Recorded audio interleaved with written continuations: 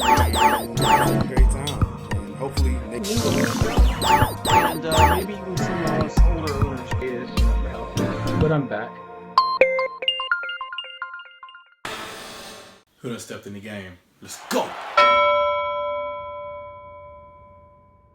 Who done stepped in the game? At point blank range. Who done stepped in the game? At point blank range. Who done stepped in the game? Stepped in the game. Stepped in the game.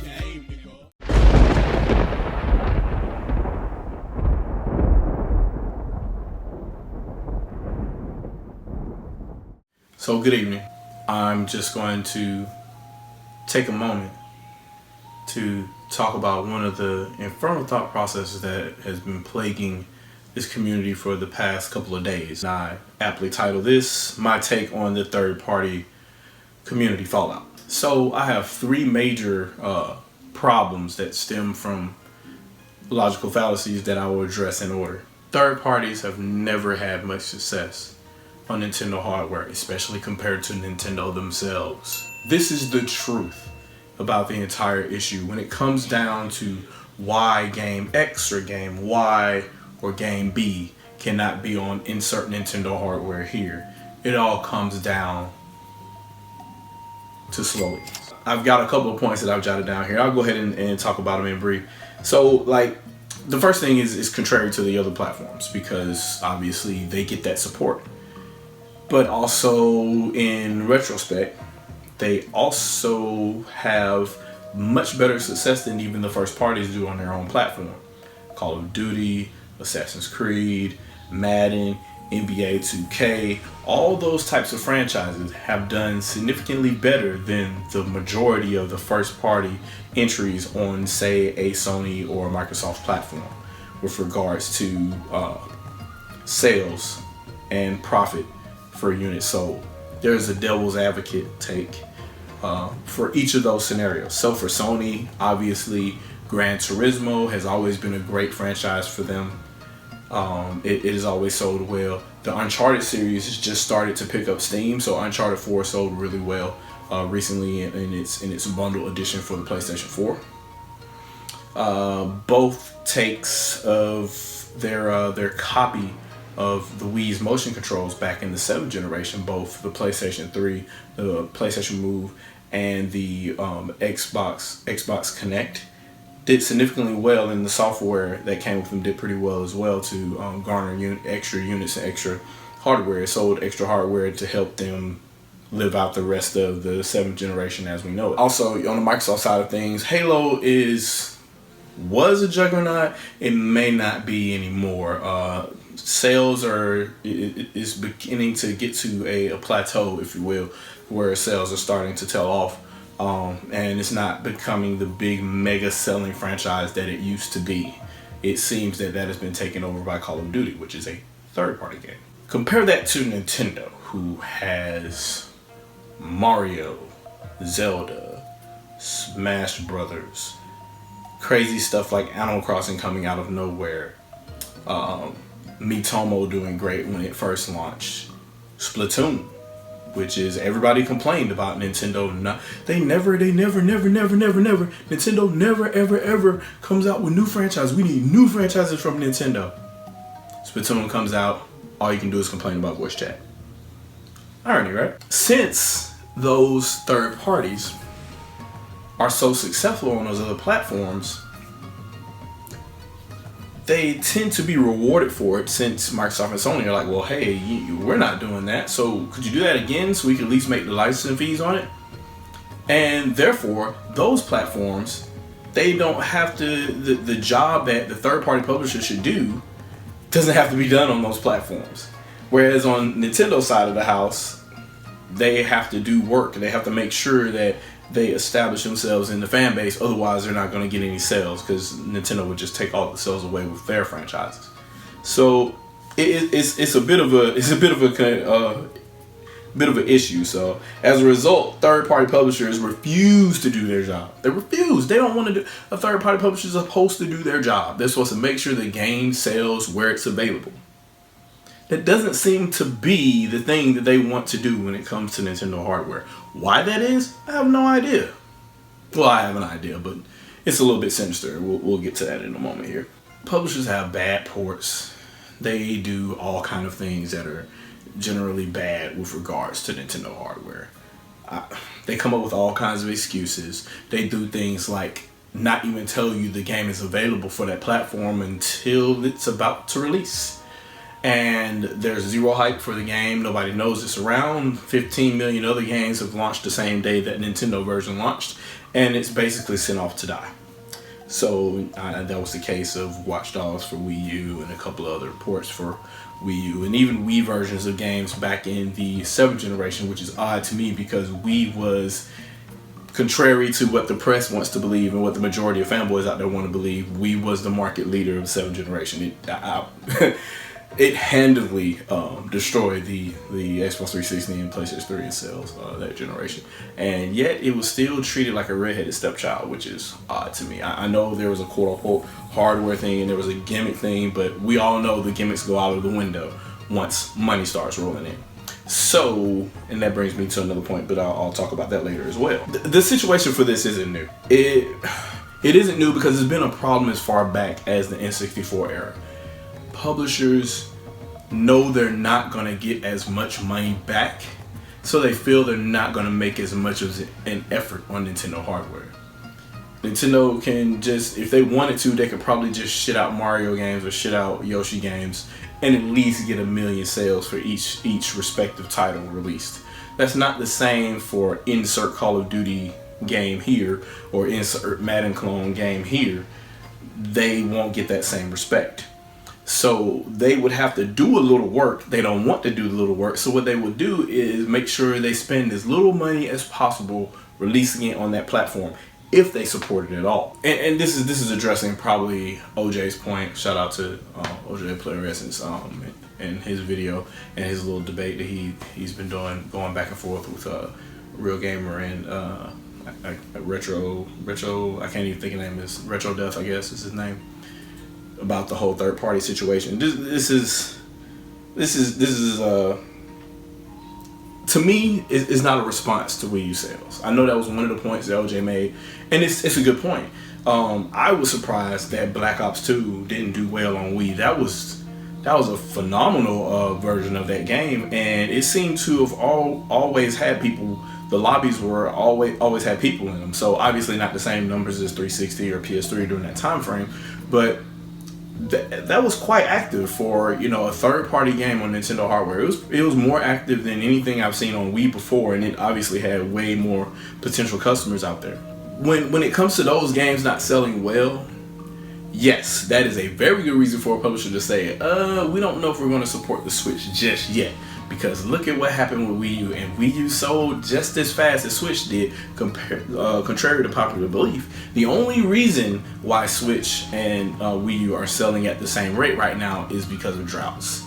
The Nintendo Switch sold an abysmal amount of units in May, to the point where Nintendo isn't even reporting it. So obviously the drought or the lack of components that Apple is basically taking the NAND flash memory, not the NAND flash memory that Rooster Teeth likes to tell you because they don't know how to pronounce what the acronym is for that type of flash memory. But anyway, it's not available, so the consoles aren't being made, or they're not making them fast enough. Nintendo's sending them on planes and all kind of other stuff, taking them away from Japan, bringing them over here so more people can buy them. And it hurt them. So the Wii U and the Switch right now are neck and neck. I think the Switch may have just outsold the Wii U within the first 3 months. It may have just done it. And that's crazy if that system was on track to sell 6 million units within 2 months. And it didn't get a chance to do it because there was not enough stock available. Nintendo clearly underestimated how well this system was going to be received.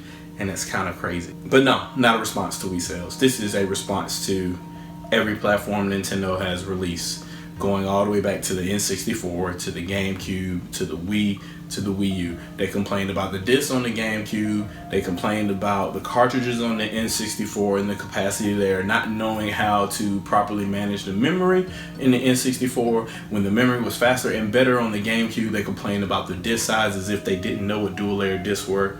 Or using a second disc. even though they did it so much on the PlayStation and the Xbox. Then the Wii with the quote-unquote low definition visuals, and they had no problems making PS2 games and porting those over to Wii, but they couldn't make new content for Wii for some reason. It was just too weird for them to bring out the development tools that they've been using for the longest time for the entire 6th generation of hardware. If they wanted to, they could use those same tools and then port to Wii. They didn't want to do that. They wanted to use the same tools they were using on the Xbox 360 and the PlayStation 3, which doesn't make any sense. As a 480p console, why would you be trying to do that? But that also extended to Wii U at that point. So you're looking at N64 unhappy, GameCube unhappy, Wii unhappy, Wii U unhappy. Nintendo isn't going to cater to developers because developers should be programmers that know what they're doing. So the hardware sat in front of them, they're giving an API, program for it, and be done.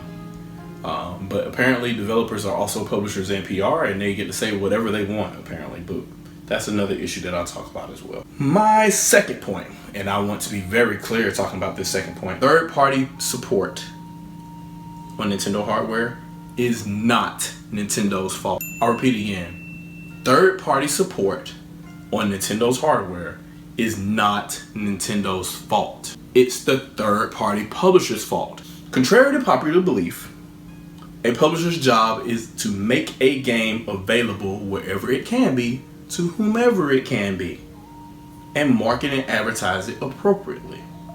So if you are making a soccer game, say, for the PC is going to be your target because you have no idea what the other consoles are at the time. Say you started developing this game back in 2014. You just found out, in late 2013, what the PlayStation 4 and the Xbox One were going to be. Is January 2014, you're trying to develop a game. So you push PC out there as your litmus test to say, hey, we're going to put this engine on PC and see where we can shoehorn it. The Xbox One comes out, the PlayStation 4 comes out, you spend all this money in tools to convert this game to work on those platforms. Then the Nintendo Switch comes out, the Wii U is out, you completely ignore it. The Nintendo Switch is revealed, and even though you've had talks with Nintendo, even though Nintendo is giving you behind closed doors briefings on what this hardware will be, you still magically have no idea how to really support this hardware, and it somehow infringes upon the vision that you had for this game. And somehow you can't market it, but every commercial that you have for your game shows a PlayStation 4 logo in the front because it's the market leader, the Xbox One right behind it, and there's no Wii U logo and no Switch logo, even though a Switch version exists. It's just really odd. A publisher should want everybody to know that their game is available on everything they can buy it on. I don't know what's happening behind closed doors. I don't know if first-party companies, for whatever reason, are paying publishers to have their console logo be shown on a commercial, which is dumb to me, because it should be the other way around. Because they're third-party publishers, they should pay for all their marketing to get all their stuff out. They pay for the license to use the game on that console, so they're allowed to use that logo in that commercial, and that's the way that works. Nobody should be giving them money to do that. So that shouldn't be the reason that developers or publishers are not showing Nintendo Switch or Wii U logos in commercials.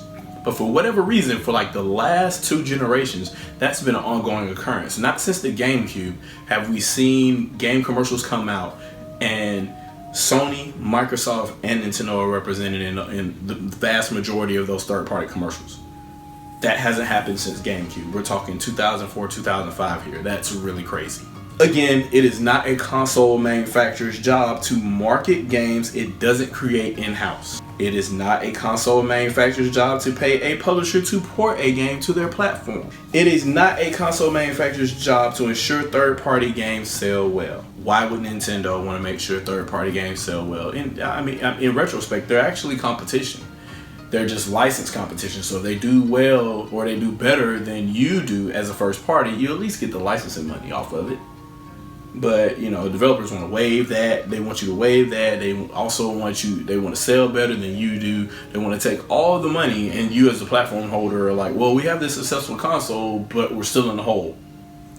Which is what happened in the 7th generation, to the tune of $8 billion. Publishers, and I'll read this note a little bit clearer here.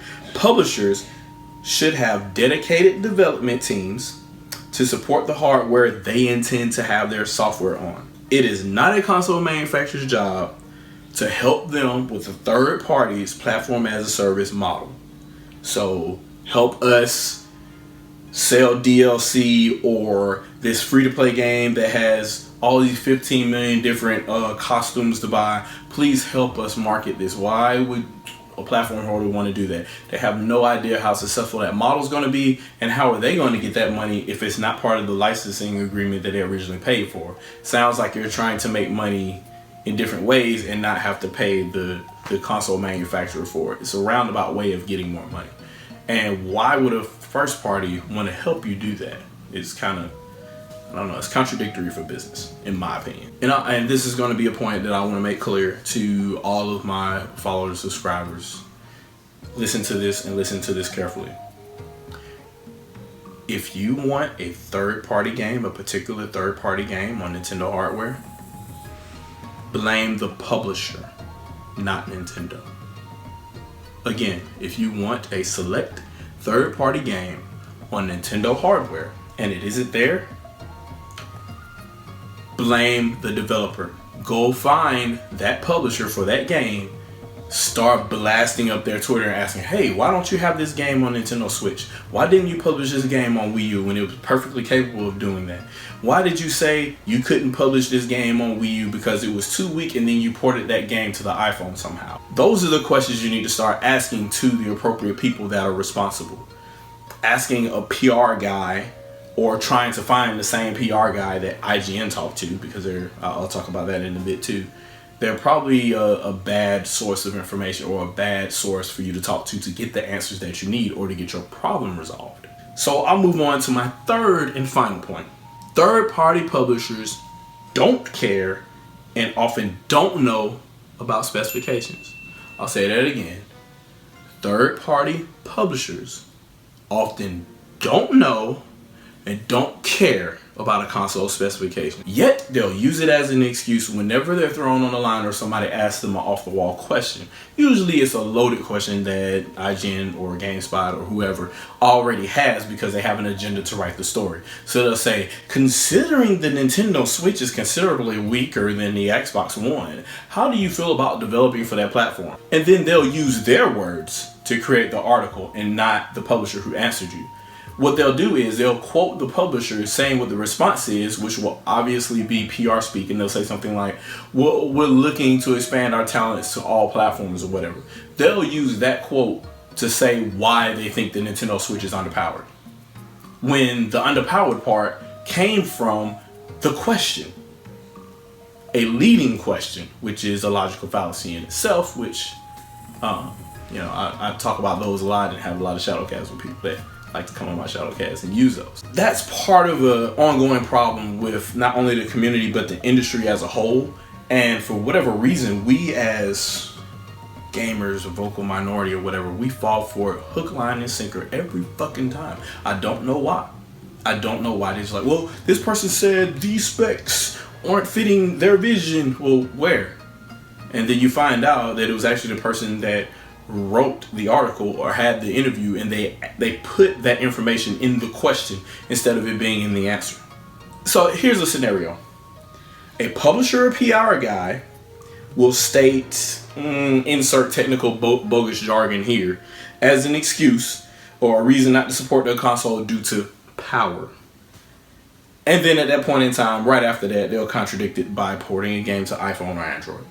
Which obviously means that not only does power not matter, if you have the money and the development staff to do that, you have the money and the development staff to create it for a platform that you're not used to developing on. Because obviously iOS wasn't friendly to a lot of developers until they saw the money fucking roll in. For the longest time, everybody wanted to develop for Android.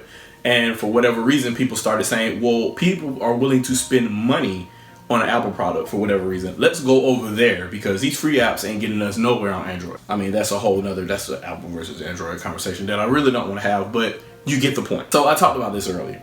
Developers' creative vision, high-end engine, and intuitive platform, they're just excuses. They're bullshit excuses. They're generally waves of the hand, and they're waves of the hand that kind of suggest that, well, I'm saying this little jargon here as an answer to the question of why the hell we don't have a development team for this platform. When obviously we know you could program for it. It's just a machine. Like it runs code just like any other machine does. It will run a game.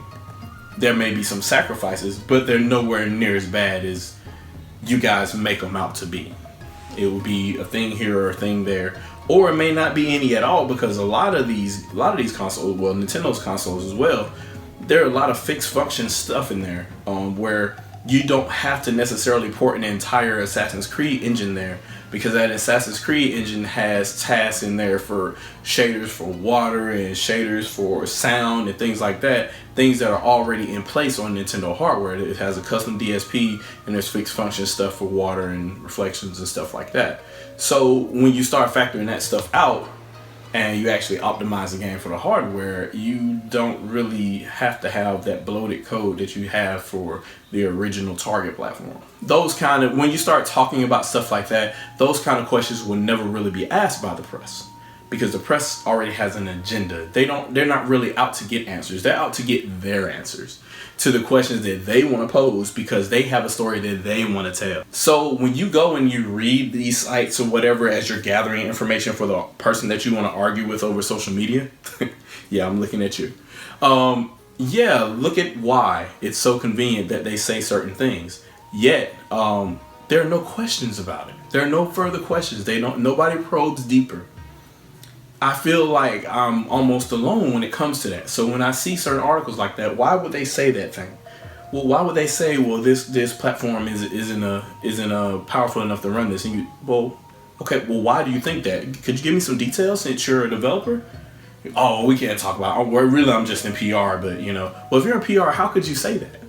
You have no idea what the fuck you're talking about.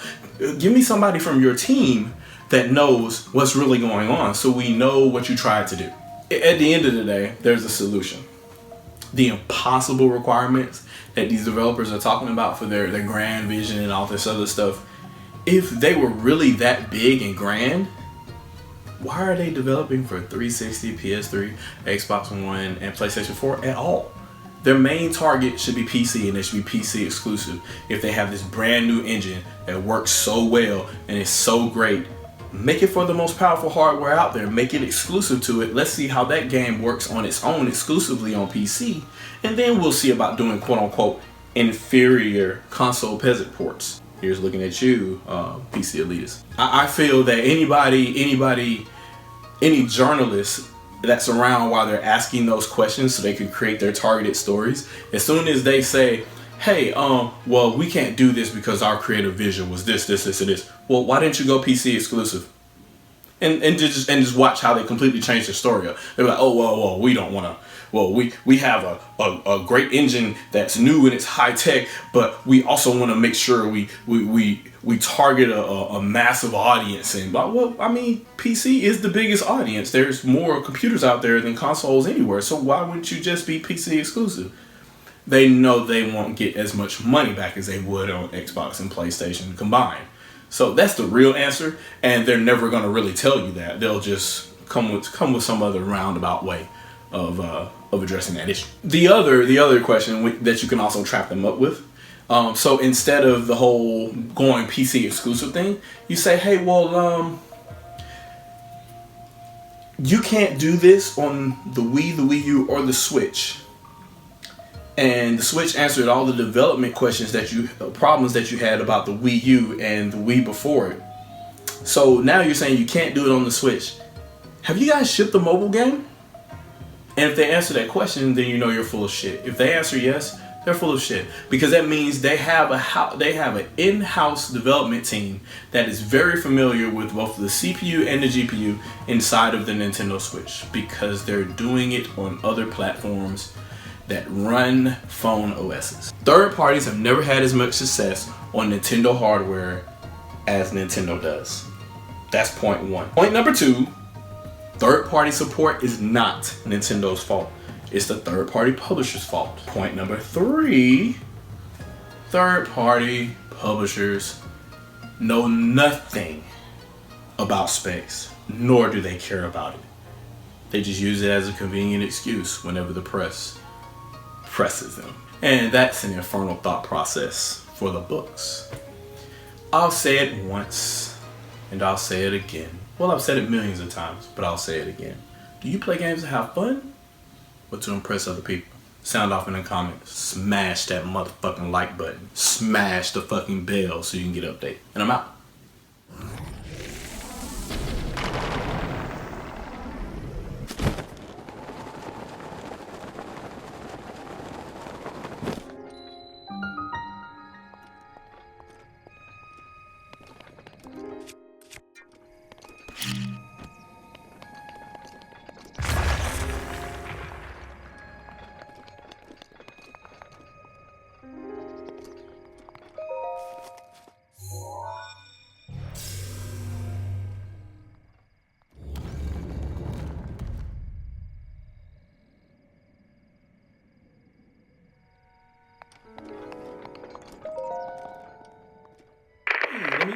Let me bounce a little bit for the camera because, you know, hey, all those other channels do that. Hey, Rooster Teeth.